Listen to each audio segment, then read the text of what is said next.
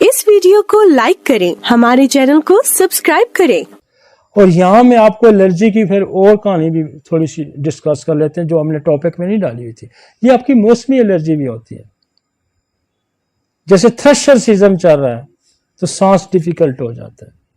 अब thresher season चल रहा है तो क्या करते हैं हम, जो डस्ट पैदा होती है तो हम क्या करेंगे, ट्यूबर देंगे, हम पोथोस देंगे।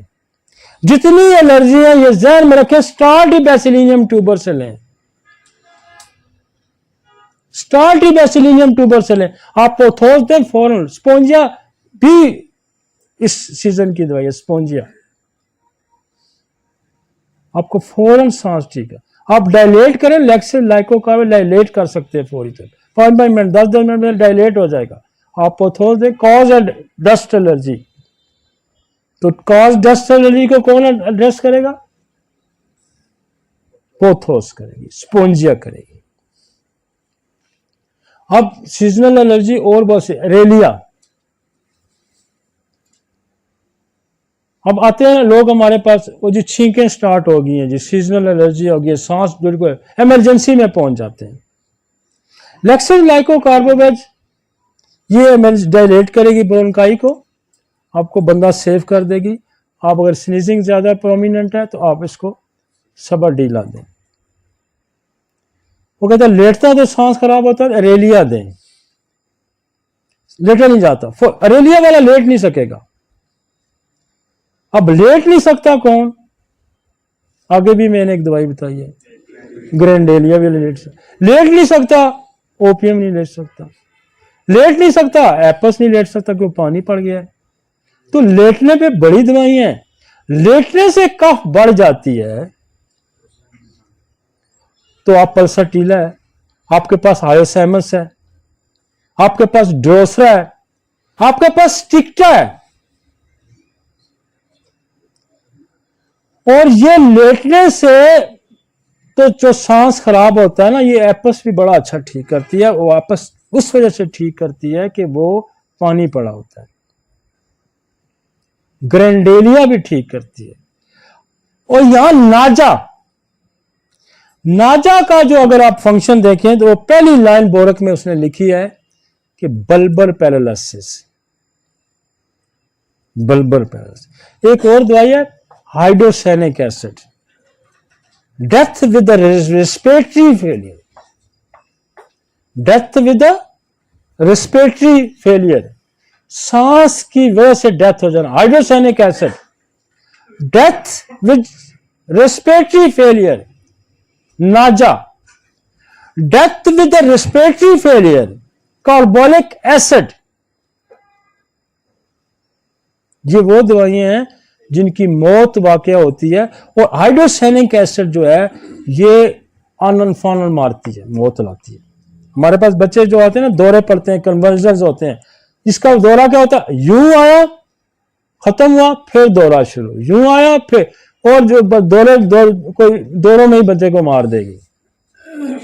हाइड्रोसैनिक acid is a very rescue remedy भाई, वेरी रेस्क्यू। ये डेथ कॉज करती है किसकी वजह से? लंग्स डिजीज की वजह से।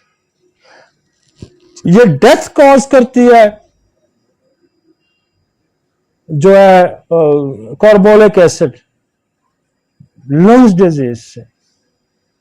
नाजा डेथ कॉज करता है लंग्स की डिजीज से। आई समझ आपको?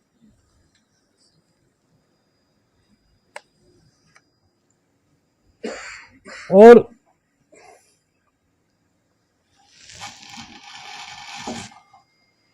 तो बहुत सारी चीजें ऐसी हैं जो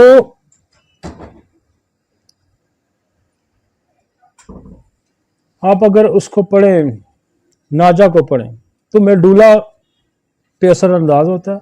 और मेडुला के अंदर से आपकी क्रेनियल नर्व निकल रही है 9th 10th, और वो जहां जहां इन्वॉल्व है उसको पैरालाइज कर दे। हाइड्रोसैनिक एसिड कहाँ काम करेगी? ये न्यूमोगैस्ट्रिक नर्व्स पे काम करेगी, जो सारी आपकी लोअर रेस्पिरेटरी एरिया की उसके अंदर शाख है उसको डेथ कर। तो हमारे पास दवाइयां हैं, लेकिन हमें इस्तेमाल कैसे करना है एक एक चीज को। अब ये आप बार बार प्रैक्टिस में जाएंगे, इसको बार बार सुनेंगे, इस लेक्चर को बार बार सुनेंगे, आपके अंदर चीजें पेवस्त हो जाएंगी।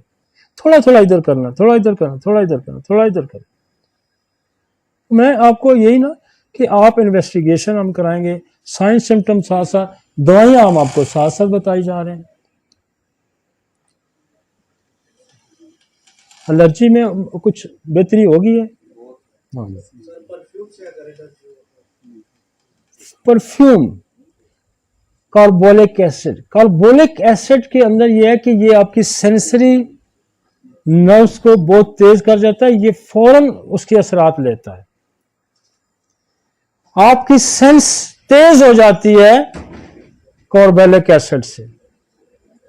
तो सेंस तेज होगी तो अटैक आएगा। समझ आई आपका बात? और ये उसकी उसकी सूंघने की जो सलाहियत है ना, वो कार्बोलिक एसिड में सबसे ज्यादा। समझ आ गई? अब ये सूंघने की हिस्स कम हो जाती है तो फिर कॉस्टिक है।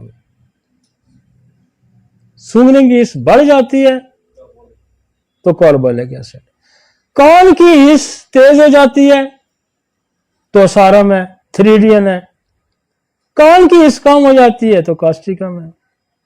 अब समझ आइए? टेस्ट खत्म हो जाता है, टेस्ट की हिस्स खत्म हो जाती है तो कास्टिकम है। बोलने की हिस्स खत्म हो जाती है तो ओपियम है, कास्टिकम है। समझ आ गई? तो ये बड़ी मजे की साइंस है, कहां कहां डील करती है।